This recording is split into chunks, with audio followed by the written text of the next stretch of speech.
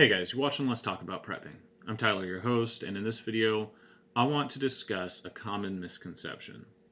That is, no one in the world lives just off of rice. Now, let me explain that statement. Often in the prepping community, when discussing storing bulk food in cases of a supply crisis, people talk about how you should store rice because most of the world lives just off of rice.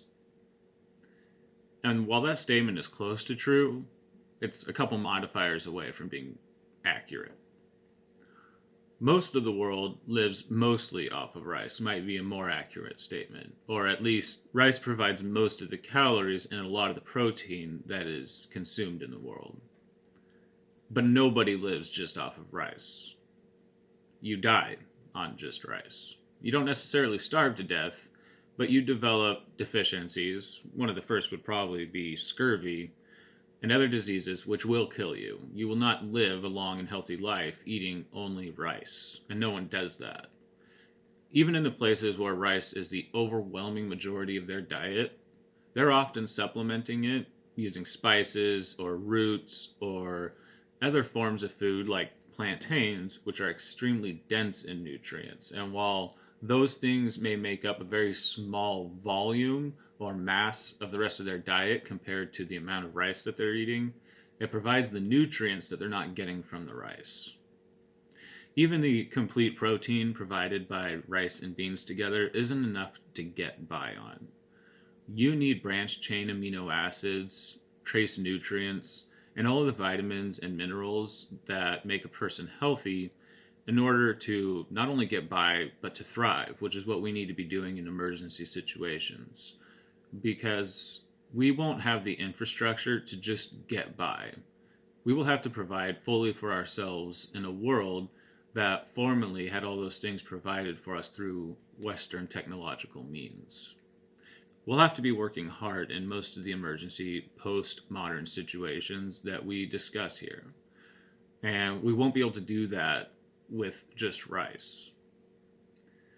Now, nutrition is one of my favorite topics when it comes to emergency preparedness and survival because it applies to our lives both right now and the everyday, improving our lives before we even face an emergency. And it helps us face the everyday emergencies that we're almost certain to face as individuals sometime during our lives. It also helps with the more mundane emergencies that are far more common than civil wars or apocalypses. And then, if we do face those kinds of things that severely cause upheaval to our way of life and to society, we'll be far better off, both by being healthier, by having been providing ourselves with nutrition, and by having the proper means of nutrition in with our stores of food rather than just a bunch of rice and beans. Now, don't get me wrong, rice and beans make up a lot of my food preps, partly because we eat a lot of rice and beans around here. But we also eat a lot of other things to keep ourselves healthy.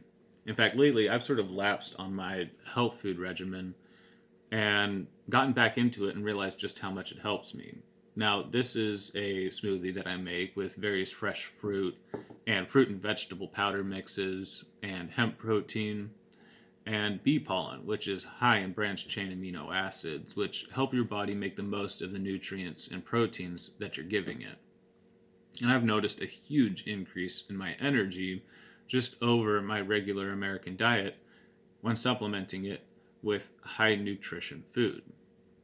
Now, if this is something that makes such a difference in my life just nowadays when I have it pretty easy, I know that this is going to be vital when I am sleeping little and working hard all day long in grueling conditions with little comfort, which is how I imagine most collapse type situations.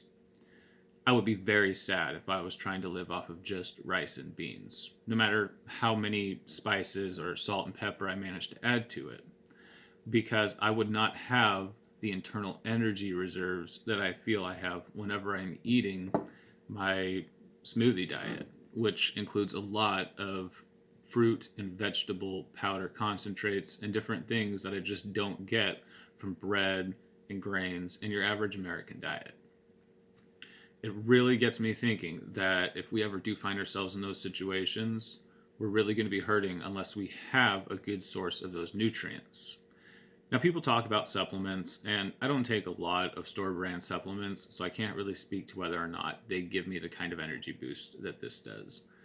But I do fully believe in the importance of bioavailability, which is to say, how much of what you take in your body actually absorbs and uses. And my impression is most vitamins do not have the bioavailability that something has when it is as close to being a fresh fruit or vegetable as possible. That's why I'd really suggest that you look into what you can do to store sources of nutrition that will keep you vital and full of energy in emergency situations, and start incorporating them into your life now, because let's face it, a lot of us may never face situations where we have to live off of our food preps, and we should certainly be hoping that we never do, unless we're just living off of our preps nowadays and rotating them out, which I really think you should be doing. But my point is that we will all live long lives, hopefully, and what we should be doing is keeping ourselves healthy for ourselves and for our posterity. Because what's the point of being prepared to face individual challenges and emergencies if they rear up their ugly heads, if our quality of life in the meantime is poor and our lives are being shortened by the fact that we're not taking care of ourselves the way that we should in the here and now? I think it's just as important to take care of our everyday survival and our long-term survival as it is to prepare to face challenges to our life. Anyways, I hope that that's been interesting, and I hope it gets you guys thinking about paying attention to your nutritional needs. It's easy enough to just get by eating the same old things, but I think that one of the most important things that we can do as preppers is to analyze our diets and change them to make ourselves as healthy and as vital as possible now, because that will give us the most staying power and ability to face challenges more so than anything else, really, when it comes right down to it. You'll have a clearer mind and you'll have more energy in your body to face the challenges that come up if you're in your peak health.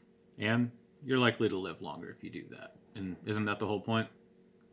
All right, well, I hope that's been interesting. I hope you're all doing well. I'll put a link to my juice powder down below because it is an amazing product. It's actually something that I'd love to get an affiliation with, but I don't think I'm large enough for that yet. But I do believe in products that deliver good nutrition and which can be stored for a long time, which is why I love fruit and vegetable powder concentrates. Anyways, hope you're all doing well. Everybody stay safe out there.